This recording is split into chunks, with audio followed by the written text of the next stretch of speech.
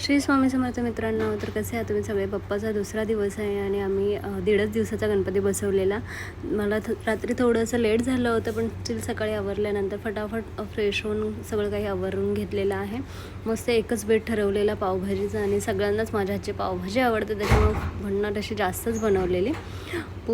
त्याच्यानंतर मस्त फोटोज वगैरे काढून घेतले, आरती करून घेतली, त्याच्यानंतर शेवटची आरती देखील करून घेतली.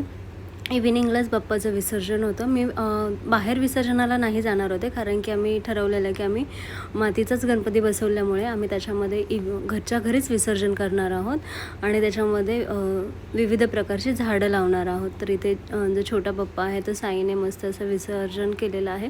तिला ॲक्च्युली खूप जास्त दिवसांचा पप्पा हवा होता घरी, बट कामामुळे शक्य नसल्यामुळे आम्ही थोडेच दिवस 1.5 दिवसाचंच बसवलेलं.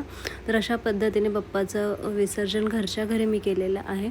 तर सगळं काही झाल्यानंतर मस्त पप्पाची क्षमा वगैरे मागितली आणि त्याच्यानंतर कळलंच नाही की हे 2 दिवस कसे आणि कुठे गेले ते. त्याच्यानंतर घरच्या घरी हे अशा पद्धतीने आम्ही विसर्जन केलं आहे. तुम्हाला माझा व्लॉग कसा वाटला मला नक्की सांगा. Thank you so much for watching this video. Thank you.